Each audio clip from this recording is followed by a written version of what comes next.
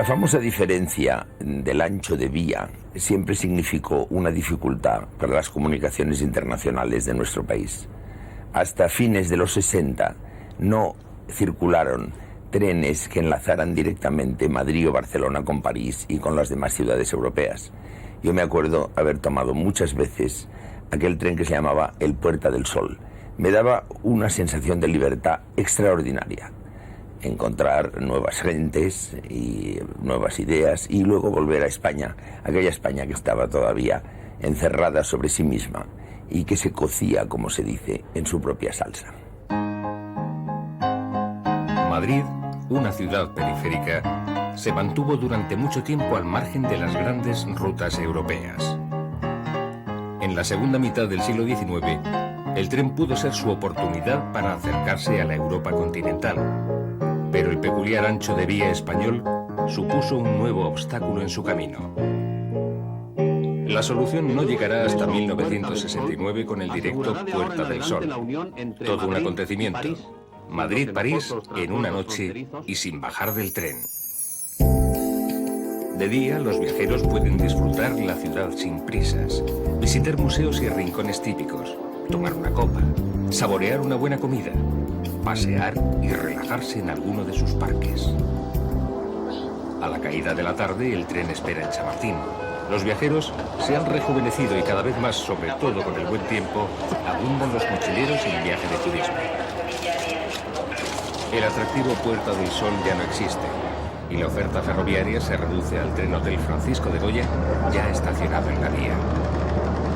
Los viajeros van llegando, comprueban su billete, buscan el coche auxiliados por el personal del tren y suben. París bien vale una noche de viaje.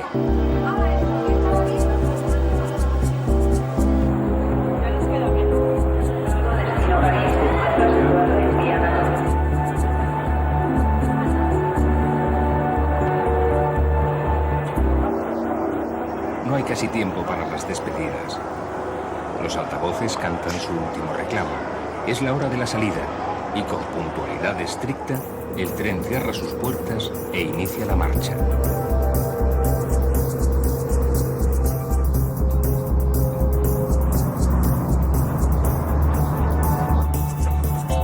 Primero, un lento traqueteo entre vías que dejan atrás la ciudad. Ya en terreno despejado, la máquina gana velocidad para enfilar entre las dehesas y riscos del Guadarrama camino de la meseta norte y la frontera francesa.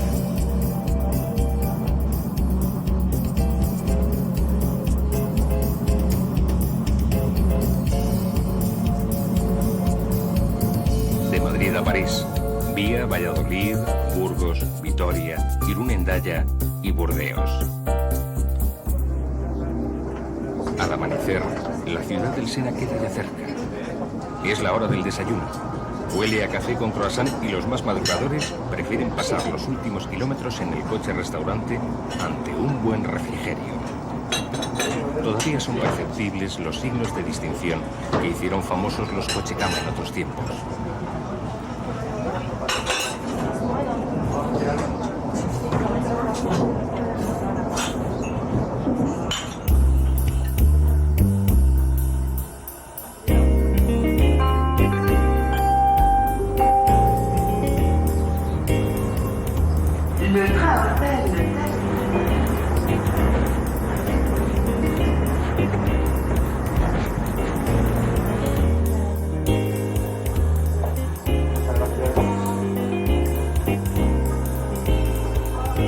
Pasadas las 8 de la mañana, la estación parisina de Austerlitz anuncia la entrada del tren español.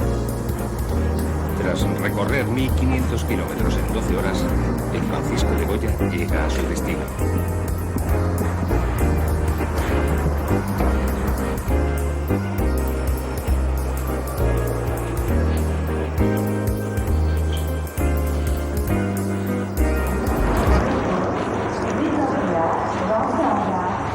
La ceremonia de llegada se repite con distinto acento en todas las estaciones.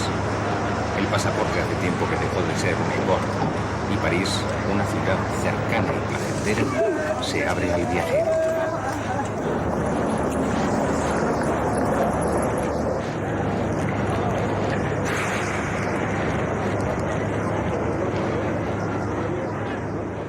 La madrileña estación de Delicias dio salida al primer tren internacional español, el directo Madrid-Lisboa. Su viaje inaugural, el 8 de octubre de 1881, tuvo aires de fiesta, con todo el boato de un acto presidido por los reyes de ambos países.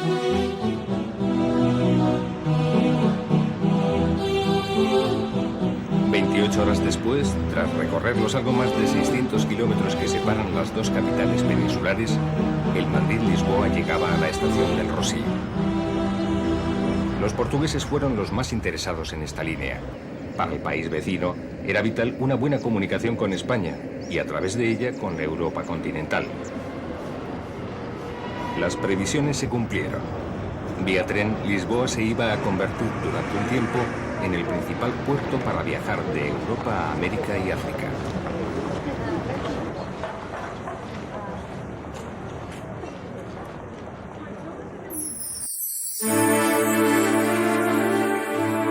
Años más tarde, pero sin el boato de entonces, el recorrido que había inaugurado Alfonso XII sería retomado en dirección a Madrid por su bisnieto, el entonces joven príncipe Juan Carlos de Borbón.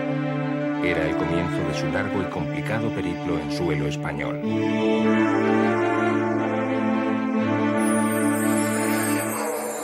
Casi un siglo después del primer viaje internacional de un tren español, el 1 de junio de 1969, salía de la estación de Chamartín el Puerta del Sol, el primer enlace directo entre Madrid y París.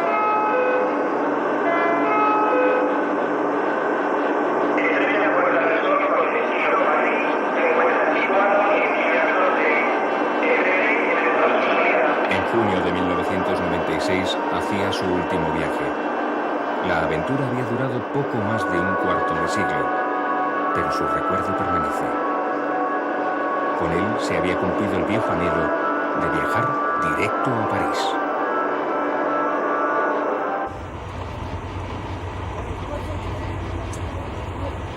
Everybody for a half, well not me. Here we are having a dinner before to go to a summer garden. And was a big mess, so I decided to take 2 pictures there. Los primeros intentos españoles de línea férrea internacional miraban a Francia. La construcción temprana de la línea Madrid-Irún tenía esa vocación. Pero los deseos chocaron con un imponderable. El ancho de vía español es casi 24 centímetros mayor que el europeo. El problema encuentra solución en la segunda mitad del siglo XX. El ya desaparecido Puerta del Sol se va a convertir, junto con el catalán Talgo, en un tren emblemático. Las nuevas tecnologías y un acuerdo con Francia van a permitir acabar de una vez con el engorroso transbordo en la frontera hispano-francesa. Se encuentra una solución técnica que pasa por el cambio de los bogies, lo que permite a los coches acoplarse a los distintos anchos de vía de los dos países. Entre Irún y Hendaya, un doble tendido facilita la maniobra. El tren se sitúa en vía muerta encima de un foso. Los coches van siendo elevados para cambiar sus ejes y adaptarlos al nuevo ancho. Una operación sencilla y de fácil manejo, de la mayoría de los viajeros en pleno sueño ni se enteran. En más o menos una hora, el tren sigue camino directo a París. Desde la convulsa España, París fue siempre un anhelado objeto de deseo. La inauguración del expreso Madrid-Irún en 1864 significó mucho. En sus coches viajaban personas e ideas. Fue, como diría Galdós, una ventana al exterior y respiradero. París bien merecía 40 horas de viaje. Reyes y plebeyos, disidentes de todo tipo e ideologías, intelectuales, artistas o simplemente bon vivant, tomaron el tren camino de París. Un siglo más tarde, el Puerta del Sol acortaba distancias, desaparecían los engorrosos trastornos y la frontera se hizo más permeable. Una oportunidad aprovechada por exiliados y disidentes políticos del régimen para entrar o salir del país. Hasta la propaganda clandestina encontró ocasional acomodo entre el doble techo de los lujosos coches cama. Así era el Puerta del Sol, que se puso en funcionamiento en 1969. Antes de eso, había que hacer transbordo en Hendaya o en Cerver para enlazar con los ferrocarriles franceses. Esos eran los trenes que utilizaban los emigrantes en busca de nuevos horizontes para su vida. Muchas veces hacían el viaje en condiciones dramáticas. El Sud Express, que va de Hendaia a Lisboa, es un superviviente de esa época.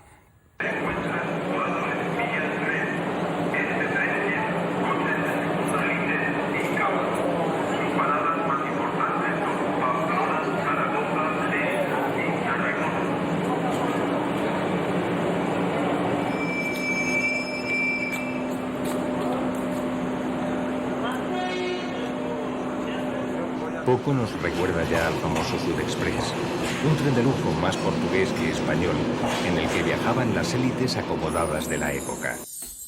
Un tren mítico que compartió esplendor con los grandes de la época, como el Orient Express. Se inauguró en 1887 para unir Lisboa con Londres vía Madrid-París. Un recorrido de casi 2.000 kilómetros, con transbordos en Hendaia, Calais y Dover, en el que se tardaba 4 días.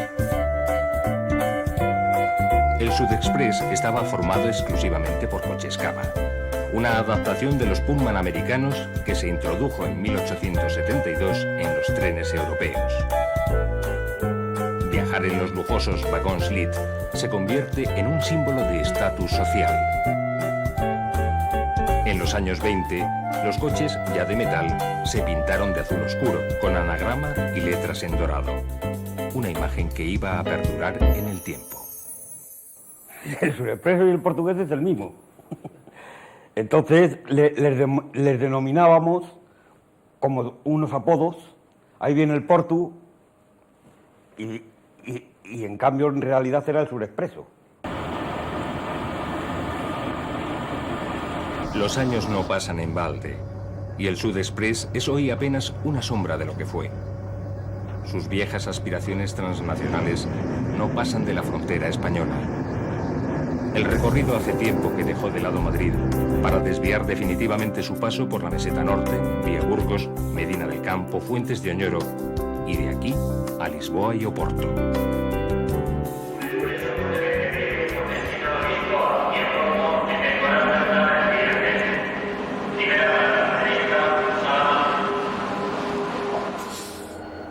Sus viajeros exclusivos han tornado en otros más acomodaticios, que se dividen entre los que pasan la noche de camino a Lisboa u Oporto y los que aprovechan el horario nocturno para cortos viajes de cercanías.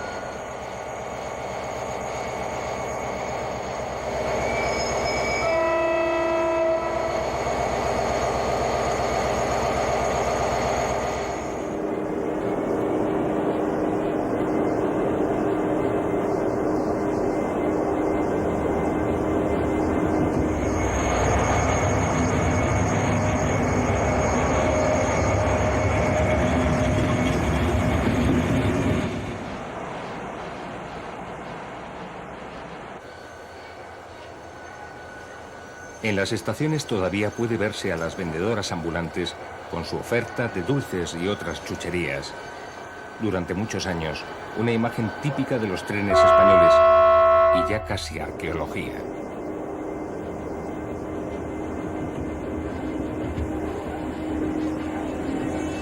El Sud Express ha tenido distintos momentos en su larga vida. En los años 60 se convirtió en el tren de los emigrantes. Fue quizás su época más populosa.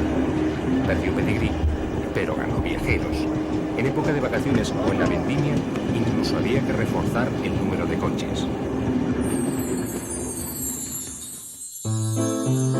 Cientos de portugueses en busca del desarrollo económico de la Europa rica tuvieron en el tren su mejor vía de escape.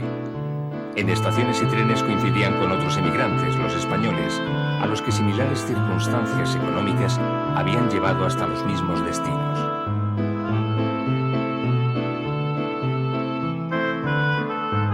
En la sala que nos encontramos ahora, como se puede apreciar que está vacía, en los años de la emigración, esto era un flujo de viajeros que hoy día, contándolo, no se podrá creer, pero se formaron hasta 14 y 16 trenes especiales con dirección Extremadura, Portugal y Andalucía y Galicia. Más de 1 millón de españoles, sin más equipaje que sus con frecuencia raídas maletas, esperaban en Norte y otras estaciones españolas el tren camino de la frontera. Hombres, mujeres y más tarde niños en un éxodo forzado en busca de un puesto de trabajo que les permitiera vivir mejor. Su último adiós desde la ventanilla es la imagen de una época.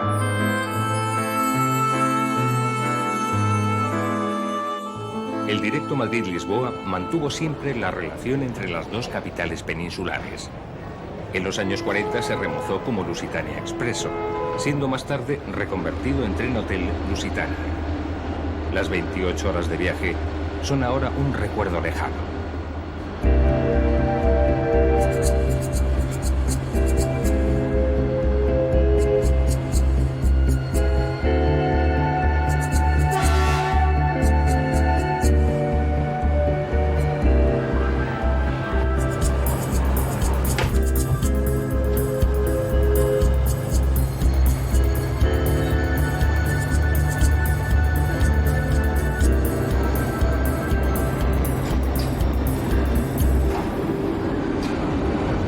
Cuando sale, la oscuridad hace tiempo que se ha adueñado del camino. El paisaje es apenas unas luces ocasionales y lejanas. Acotados en la barra, la ventanilla actúa de espejo que devuelve la propiedad. El tren llegará de madrugada a Lisboa. La barra del bar está animada y es un buen lugar para entretener el tiempo ante una copa e intercambiar aventuras mientras llega el sueño. Entonces, es el momento para irse a descansar en el coche-cama. Buenos sueños. Al despertar es ya otro país y otro paisaje. La máquina quema kilómetros a buen ritmo, pero de vez en cuando tiene que relajarse para no llegar antes de tiempo.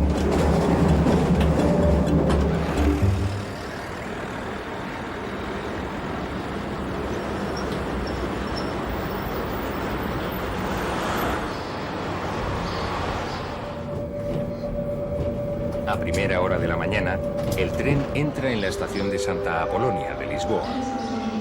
A pesar de sus innegables encantos, Lisboa nunca tuvo la atracción de París. Era otra cosa.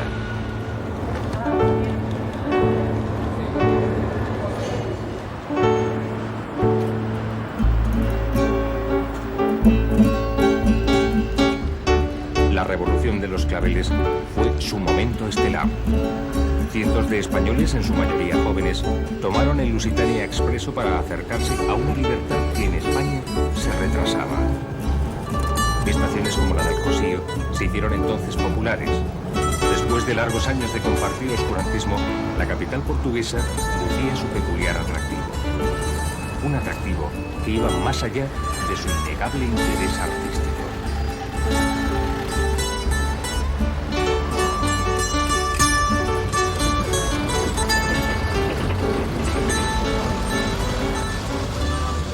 Pasó el momento y Lisboa volvió a sus saudades de ciudad para tranquilos viajes de turismo o negocios, sin olvidar una posible escapada al casino de Estoril a probar suerte.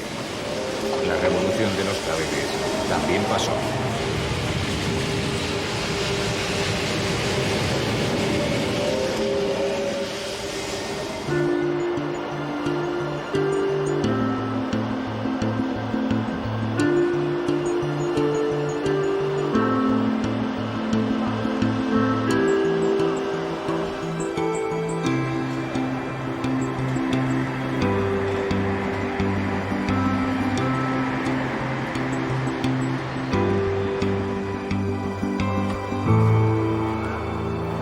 Esta es la estación de Francia, en Barcelona, y este es el tren más internacional de Renfe. En realidad son varios trenes, con recorrido alternativo y distintos nombres en función de su destino.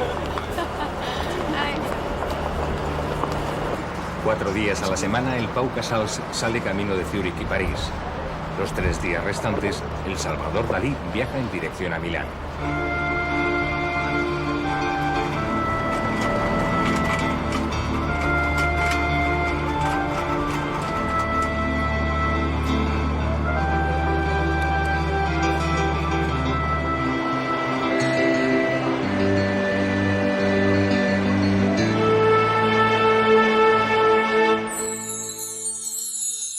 Empezó a circular a finales de los años 80, pero ya tenía antecedente en el catalán Talgo Barcelona-Ginebra, el primer tren español que de forma regular circuló por vías de ancho europeo. Con él, Renfe consiguió entrar en la exclusiva red de la Trans-Europe Express, un exigente club ferroviario para trenes de alta calidad. El servicio se inauguró en 1969 coincidiendo con el Puerta del Sol. Como no podía ser menos, el acontecimiento ocupó su lugar en los periódicos y noticieros. Y no faltó cierta sorna. Qué pena que las 10 horas que nos separan de Ginebra solo sean ferroviarias, ironizaba Pérez en el Correo catalán. La tecnología Talgo dio un merecido prestigio al tren español. Un ingeniero militar, Salvador Terán, incorporó a los Talgo un artilugio que permite el cambio automático de ejes. En apenas un pispás, en la frontera entre Portbou y Cerver, el tren se adapta a su nuevo ancho de vía. La maniobra apenas retrasa la marcha del tren y los viajeros ni se enteran.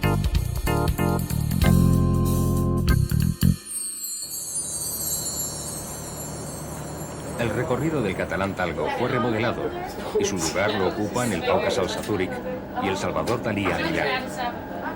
Durante 8 meses alternan salida y en verano el servicio es diario. Viajan acoplados en dirección a Francia y ya en Lyon se bifurcan cada uno a su destino. Mientras la noche cae, el restaurante se convierte en el lugar de reunión. Se puede tomar un sencillo bocata o un plato más elaborado. Lo importante es llenar algo el estómago. En Portbou son ya las 10 pasadas y el horario europeo aconseja una retirada a dormir. Solo quedan los más jóvenes y bulliciosos empeñados en entablar conversación y hacer nuevas amistades. El tren es propicio para ello.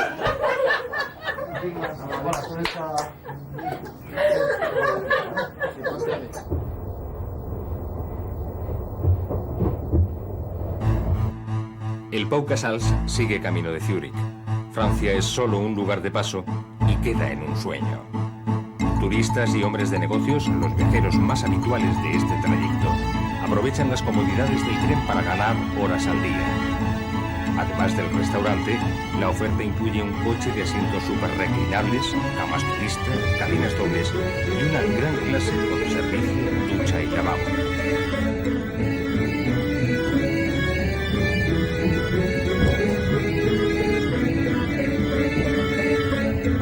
Los Alpes suizos asoman al amanecer.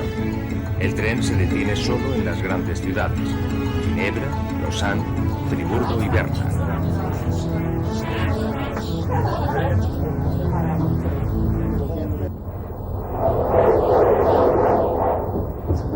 Gracias.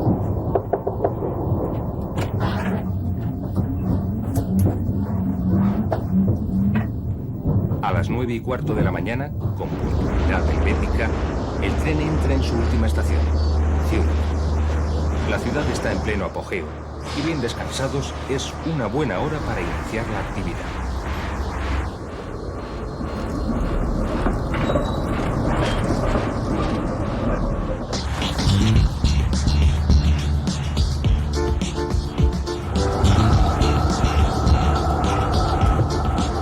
Siempre ha sido un importante centro neurálgico de los ferrocarriles europeos. El diseño de la red de alta velocidad, prevista para un futuro, también pasa por aquí. Un ambicioso proyecto que extiende su trazado por gran parte del viejo continente. Trenes a más de 200 km por hora como el TGV francés, el ICE alemán o nuestro AVE. El camino está trazado y el material disponible. De Lisboa a Helsinki o de Atenas a Copenhague en cuestión de horas. Del sol del Mediterráneo a las noches blancas del Ártico en menos de un día. Alta velocidad y velocidad alta como la de este Euromed de Valencia a Barcelona en 2 horas, listo para alcanzar los Pirineos en tiempo récord. Es la versión futurista de lo que se pretendió hace un siglo de los grandes expresos europeos. La relación ferroviaria entre España y Francia viene de lejos y más de una vez se ha intentado plasmar en ambiciosos proyectos. A principios de siglo, uno de los más señeros contemplaba la construcción del primer tren transcontinental París-Norte de África vía Madrid-Estrecho de Gibraltar. Orient Express se quedaba en la parte europea de Estambul y el transiberiano todavía no existía.